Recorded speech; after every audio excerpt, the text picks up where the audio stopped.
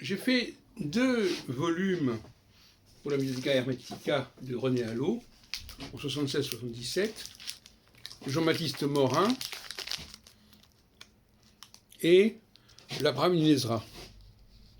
Mais il y avait un 3e volume qui était prévu. Malheureusement, René Allot a interrompu son cycle de publication et je n'ai pas pu le publier.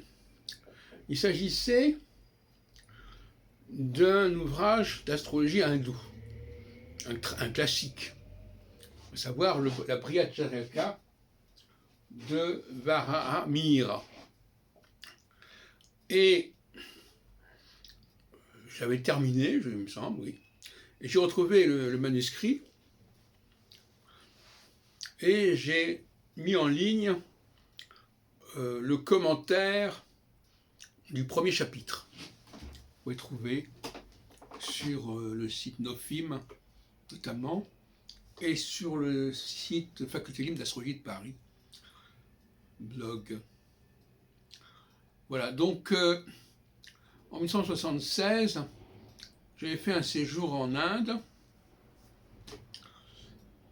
grâce à Dr Chandrasekhar Thakur que j'avais rencontré à Paris.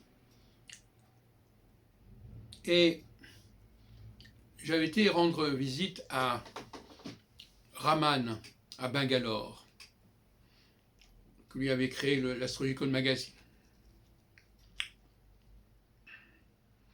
Et puis j'avais fait un certain nombre de conférences aussi là-bas, à Bangalore, mais aussi à Bombay. Voilà.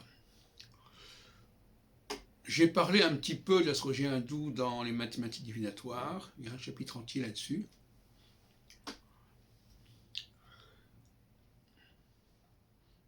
C'est assez fatigant de reproduire ces dizaines de pages. Alors, je préfère ne pas donner la traduction, ça aurait été trop long. Et je me suis contenté de donner les commentaires.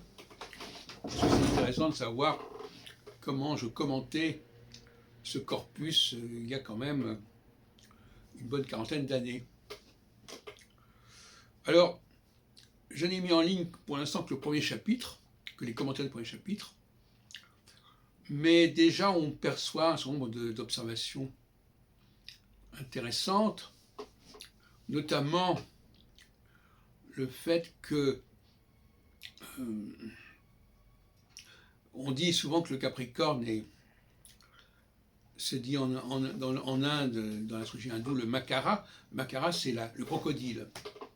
Mais en même temps, ils utilisent une classification où ils mettent le Capricorne dans les signes à moitié eau, moitié terre, parce que le Capricorne, c'est un animal qui a une partie aquatique. Et le grand problème qui s'est posé pour l'astrologie hindoue, c'est l'empreinte considérable de l'astrologie grecque, de la terminologie grecque, notamment les signes du zodiaque, comme vous pouvez le voir d'ailleurs déjà dans le premier chapitre, qui sont le plus souvent empruntés au grec en fait. Voilà. Donc il y a des classiques. Bon, alors, donc on en est qu'au chapitre premier. On verra ensuite ce qu'il en est. Je ne sais pas combien de temps ça prendra de mettre en ligne tous les chapitres, tous les commentaires des chapitres. Enfin, il me semblait que c'était nécessaire de le faire, donc je l'ai fait.